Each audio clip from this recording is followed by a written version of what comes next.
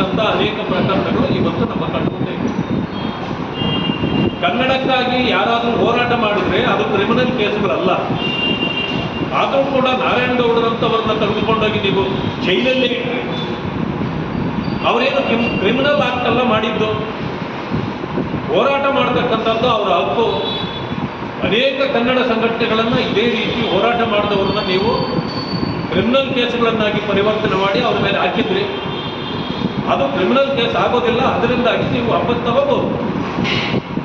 ಆದರೆ ಈ ರೀತಿ ಠಾಣೆಗಳಿಗೆ ಬೆಂಕಿ ಹಚ್ಚೋದು, ಪೊಲೀಸ್ ಇಲಾಖೆಯ ವಾಹನಗಳಿಗೆ ಬೆಂಕಿ ಹಚ್ಚೋದು, ಕಲ್ಲು ಹೋರಾಟ ಮಾಡಿದ್ದು, ಪೊಲೀಸರ ಮೇಲೆ ಅಟ್ಯಾಕ್ ಮಾಡಿದ್ದು, ಇವು ಕ್ರಿಮಿನಲ್ ಕೇಸ್ಗಳು.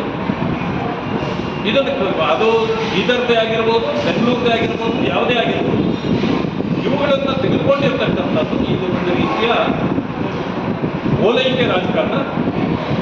ಈ ಕೆಲಸವನ್ನು ಈ ಸರ್ಕಾರ ಮಾಡಬಾರ್ದಾಗಿತ್ತು. ನಾವು ಎಷ್ಟೇ ಹೇಳಿದ್ರು ಪದೇ ಪದೇ ತಪ್ಪುಗಳನ್ನೇ ಮಾಡ್ತಾ ಇರ್ತಕ್ಕಂಥ ಈ ಸರ್ಕಾರಕ್ಕೆ ಜನ ಉತ್ತರ ಕೊಡಬೇಕಾಗಿದೆ. ನಾವು ಎಷ್ಟು ಹೋರಾಟಗಳು ಮಾಡಿದ್ರು ಕೂಡ ಇವರ ದುಂಡಾವರ್ತಿ ಮತ್ತು ಉದ್ದಟತನವನ್ನು ಇವರು ಸರಿಯಾಗಿ ಬಗೆಹರಿಸ್ಕೊಳ್ತಾ ಇಲ್ಲ. ಇದು ಕಾನೂನು ಬಾಹಿರವಾದ ಕೃತ್ಯ. ಇದು ಸರ್ಕಾರವೇ ಮಾಡ್ತಾ ಇರ್ತಕ್ಕಂಥ ಅಪರಾಧ. ಯಾಕೆಂತಂದರೆ ಯಾರೋ ಒಬ್ಬ ವ್ಯಕ್ತಿ ಅಪರಾಧ ಮಾಡಿದಾಗ ಅದನ್ನು ಶಿಕ್ಷಿಸಬಹುದು, ಸರ್ಕಾರವೇ ತಪ್ಪು ಮಾಡಿದಾಗ ಯಾರನ್ನು ಶಿಕ್ಷಿಸೋದು? ಮಾನ್ಯ ಮುಖ್ಯಮಂತ್ರಿಗಳು ಇಂಥ ಒಂದು ತಳಮಟ್ಟದ ರಾಜಕಾರಣ ಮಾಡಲಿಕ್ಕೆ ಅವರು ಇಳಿಯಬಾರ್ದಾಗಿತ್ತು.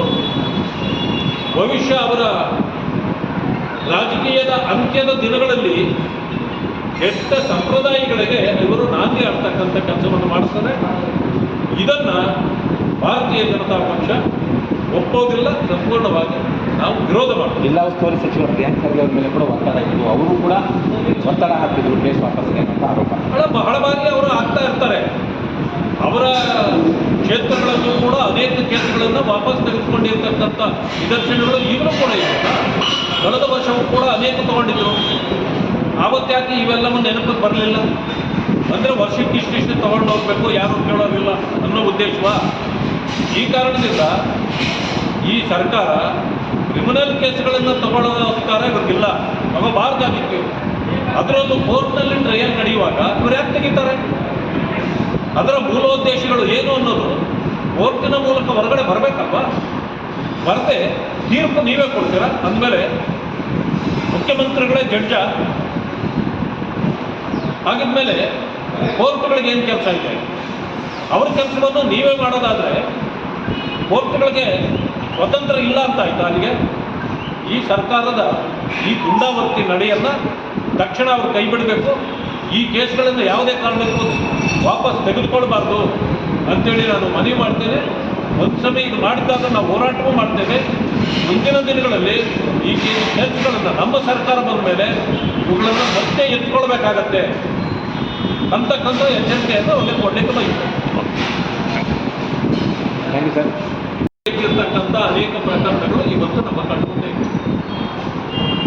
ಕನ್ನಡಕ್ಕಾಗಿ ಯಾರಾದರೂ ಹೋರಾಟ ಮಾಡಿದರೆ ಅದು ಕ್ರಿಮಿನಲ್ ಕೇಸ್ಗಳಲ್ಲ. ಆದರೂ ಕೂಡ ನಾರಾಯಣಗೌಡರಂಥವ್ರನ್ನ ತೆಗೆದುಕೊಂಡೋಗಿ ನೀವು ಜೈಲಲ್ಲೇ ಇಟ್ಟರೆ ಅವರೇನು ಕ್ರಿಮಿನಲ್ ಆಕ್ಟ್ ಅಲ್ಲ ಮಾಡಿದ್ದು, ಹೋರಾಟ ಮಾಡ್ತಕ್ಕಂಥದ್ದು ಅವರ ಹಕ್ಕು. ಅನೇಕ ಕನ್ನಡ ಸಂಘಟನೆಗಳನ್ನು ಇದೇ ರೀತಿ ಹೋರಾಟ ಮಾಡಿದವ್ರನ್ನ ನೀವು ಕ್ರಿಮಿನಲ್ ಕೇಸ್ಗಳನ್ನಾಗಿ ಪರಿವರ್ತನೆ ಮಾಡಿ ಅವ್ರ ಮೇಲೆ ಹಾಕಿದ್ರಿ. ಅದು ಕ್ರಿಮಿನಲ್ ಕೇಸ್ ಆಗೋದಿಲ್ಲ, ಅದರಿಂದಾಗಿ ನೀವು ವಾಪಸ್ ತಗೋಬಹುದು.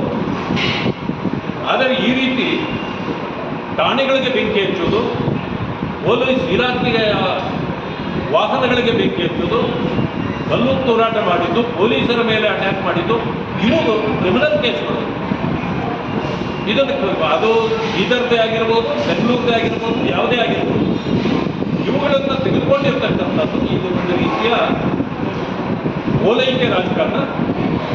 ಈ ಕೆಲಸವನ್ನು ಈ ಸರ್ಕಾರ ಮಾಡಬಾರ್ದಾಗಿತ್ತು. ನಾವು ಎಷ್ಟೇ ಹೇಳಿದ್ರು. ಹೆಚ್ಚಿನ ವಿಡಿಯೋಗಳಿಗೆ ಪ್ರತಿಧ್ವನಿ ಯೂಟ್ಯೂಬ್ ಚಾನೆಲ್ ಸಬ್ಸ್ಕ್ರೈಬ್ ಮಾಡಿ, ಬೆಲ್ ಐಕಾನ್ ಕ್ಲಿಕ್ ಮಾಡಿ.